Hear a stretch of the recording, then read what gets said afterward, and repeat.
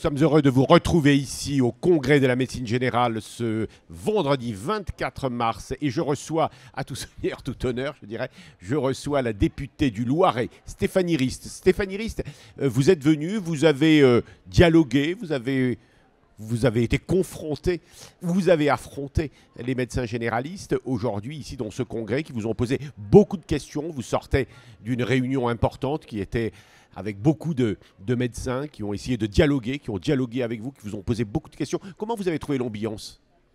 Oui, c'était vraiment important pour moi de venir alors que la proposition de loi que je porte n'est pas encore aboutie puisque la commission mixte paritaire aura lieu début avril, donc pour se mettre d'accord avec les sénateurs sur ce texte de loi. Donc c'était important pour moi de venir échanger lors de ce congrès des médecins généralistes.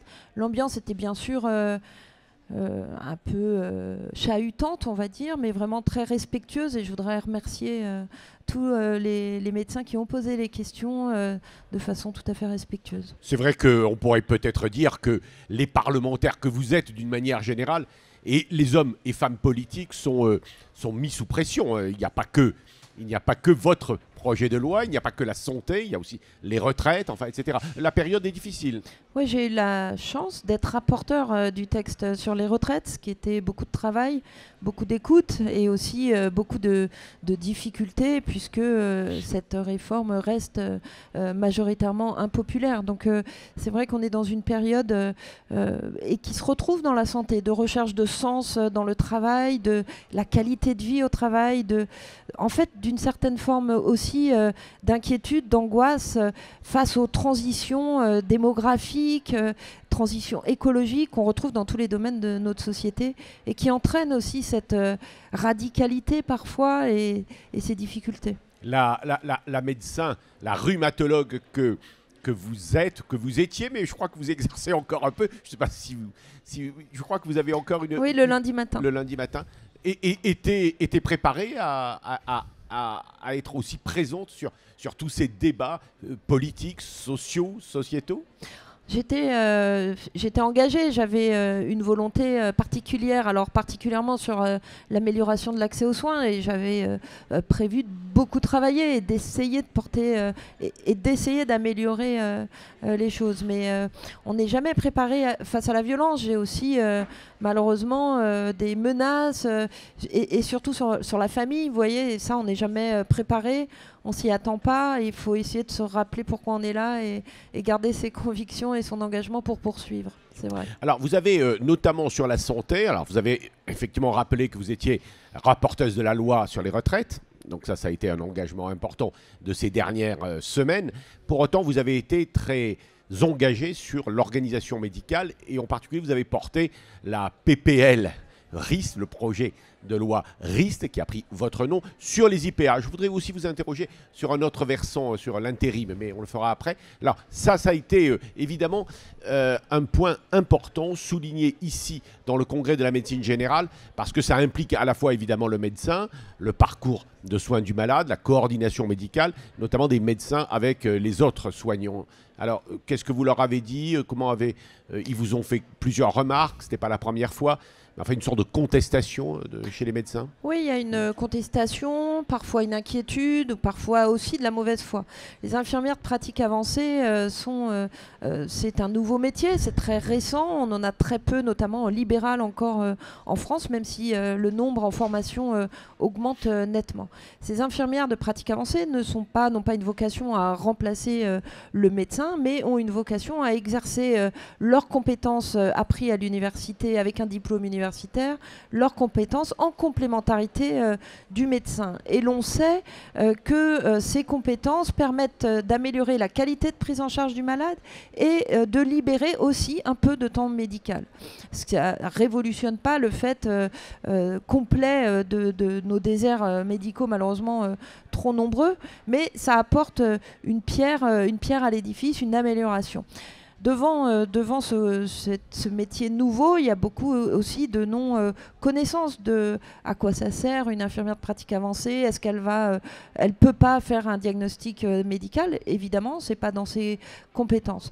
Le médecin, à mon sens, généraliste, doit rester au centre du parcours du soin, doit coordonner le soin du patient, mais doit aussi pas forcément être vu en premier. Je crois vraiment que avec une organisation comme des très beaux projets ont été présentés ce matin ici, de communautés professionnelles territoriales de santé, dans ces organisations territoriales de santé, le malade peut aller voir une porte d'entrée de la santé, que ce soit le pharmacien, l'infirmière de pratique avancée, le kiné, et en fonction des compétences de chacun, étant donné que le parcours est construit avec l'ensemble des professionnels, le malade reste correctement soigné et surtout le médecin reste au centre de ce parcours. Alors vous le dites, effectivement, les médecins ne sont pas nécessairement, on en a reçu beaucoup ici sur le plateau du CMG, ne sont pas opposés aux soignants, ils le disent en tout cas. En revanche, il y a une sorte d'incompréhension, ils disent que ça désorganise ce qu'est la médecine, et notamment la médecine dans les territoires. Quelle est la réponse? Pourquoi on n'arrive pas à finalement, à la fois d'un côté, les assurer que le médecin reste, comme vous le dites, un élément central, important de l'organisation, et de notre côté, effectivement, leur dire que peut-être on peut penser les choses un peu différemment. Je crois qu'il y a une crainte que l'infirmière remplace le médecin, ce qui est pas du tout prévu et ce qui n'est pas possible, puisque l'expertise, elle est médicale après un grand nombre d'années d'études et même une philosophie différente dans la formation. Les infirmières sont plutôt formées sur le soin, les médecins plutôt sur le diagnostic, sur la coordination du parcours. Cette crainte-là, elle devrait être levée avec la façon dont c'est écrit dans le texte de loi lui-même. Dans le texte de loi lui-même, il est inscrit que, le médecin reçoit l'information dans les suites de la prise en charge éventuelle par un autre professionnel et revoit le malade a posteriori. Donc le malade ne disparaît pas de la file active du médecin. C'est à un instant T le malade qui va voir un autre professionnel inscrit dans une durée totale et le médecin le voit après. Donc il n'y a pas de désorganisation puisque c'est aussi inscrit que c'est à la seule condition que les professionnels exercent en exercice de soins coordonnés et pas une infirmière de pratique avancée qui ne serait ni dans une maison de santé ni dans un centre de santé ne pourrait pas recevoir. Comment vous avez vécu, vous, que le fait que votre projet de loi, proposition de loi, ait été très accepté par la majorité des parlementaires?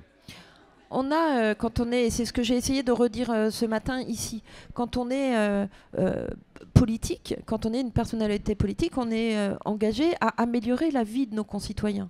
Améliorer la vie de nos concitoyens actuellement sur l'ensemble des territoires en France, c'est essayer d'apporter des réponses sur l'amélioration de l'accès aux soins, sur la diminution de ces déserts médicaux. Nous avons apporté une réponse importante en 2017 quand on est arrivé en arrêtant le numerus clausus, ce qui permet une augmentation du nombre de médecins formés. Cela va même mettre du temps. Je crois qu'il faut poursuivre cette augmentation du nombre de médecins formés, mais il faut aussi qu'on agisse face à une démographie vieillissante de notre pays, à une démographie médicale dans les quelques années qui viennent, qui continue à diminuer, et donc à apporter avec de la coopération.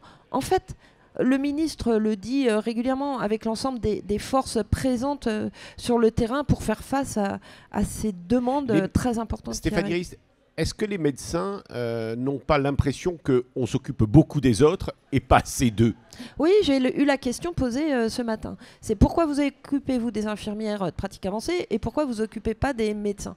Mais l'un n'est pas exclusif de l'autre. C'est-à-dire une proposition de loi concerne quelques articles dans la loi, concerne parfois des métiers, mais ça ne veut pas dire qu'on ne s'occupe pas des autres. Quand on a arrêté le numerus clausus, augmenter le nombre de médecins formés, on répond en partie à la difficulté des médecins actuels, puisque quand il y aura plus de médecins, il y aura aussi moins de difficultés à répondre aux besoins de la population, peut-être à pouvoir travailler un peu moins. Stéphanie Rist, ils vous ont quand même également interrogé sur les moyens. Alors là aussi, c'est un débat un peu sans fin. C'est-à-dire qu'ils vous disent on n'a pas assez de moyens, on n'est pas assez reconnu, l'État ne met pas assez d'argent pour nous soutenir, et vous, de notre côté, vous dites oui, mais enfin, bon, les dépenses publiques sont déjà importantes, les déficits le sont aussi, les moyens ne sont pas inépuisables. Visiblement, c'est la fin du quoi qu'il en coûte, là, en la matière. Depuis qu'on est arrivé, l'objectif national des dépenses d'assurance maladie a augmenté depuis 2017. Chaque budget que j'ai pu voter de la sécurité sociale a augmenté l'objectif national de dépenses d'assurance maladie. Est-ce que c'est suffisant ? Je ne sais pas. C'est collectivement, c'est la société qui doit dire si c'est suffisant. Parce que je rappelle que c'est les cotisations de l'ensemble des Français. La question derrière qui me paraît très importante, c'est quelle vision politique on a pour le système en ville, le système de santé en ville.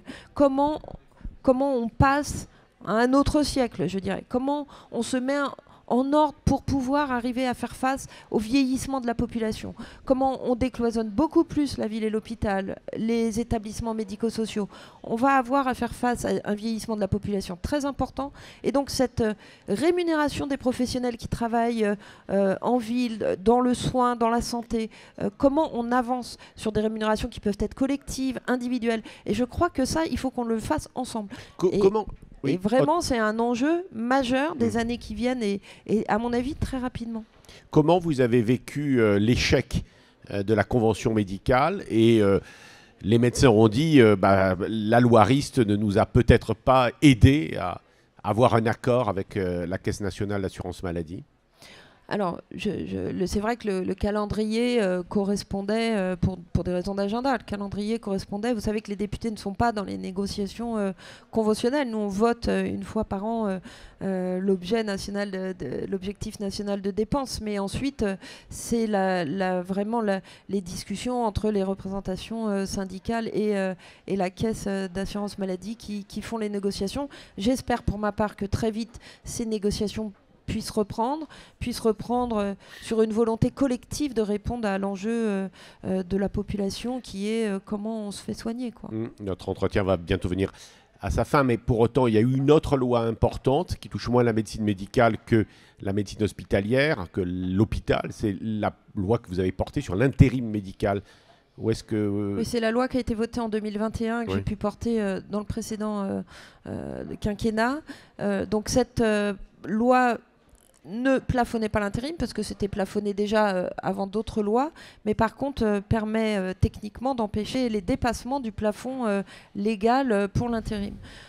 Cette mise en place de cette loi va se mettre en place début avril, c'est-à-dire que les contrats à partir de début avril ne pourront pas dépasser un plafond qui est actuellement d'un peu plus de 1 100 € par 24 heures. Pourquoi ça ? Parce qu'on voit que depuis ces dernières années, il y a une explosion des tarifs, ce qui entraîne pour certains hôpitaux une asphyxie véritablement.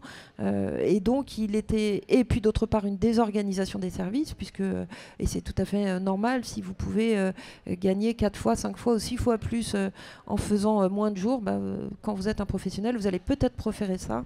Et donc, ne plus participer à la vie collective des services, au projet de service, et donc à une difficulté pour les établissements hospitaliers importante de fonctionner. Stéphanie Rist, vous restez quand même, et ça sera ma dernière question, vous restez optimiste sur vos relations avec les médecins, d'une part, mais d'une manière générale, sur la crise que l'on traverse et la capacité peut-être à rebondir et à inventer la médecine de demain, vous, à titre personnel ? Oui, je suis optimiste, mais ça ne veut pas dire que je sous-estime le mécontentement ou les craintes et les peurs que ça a pu comporter. Mais je suis optimiste parce qu'en fait, qu'est-ce qui nous relie derrière ? C'est l'enjeu. Chacun des professionnels de santé n'a qu'une envie, c'est de bien soigner le malade. Et l'envie que j'ai, elle est la même. Donc oui, je reste optimiste et je crois aussi en la volonté et l'engagement des professionnels de santé pour qu'on avance. Merci de nous avoir accordé cet entretien sur le plateau du CMGF. Merci. Stéphanie Rist et bon retour. Merci.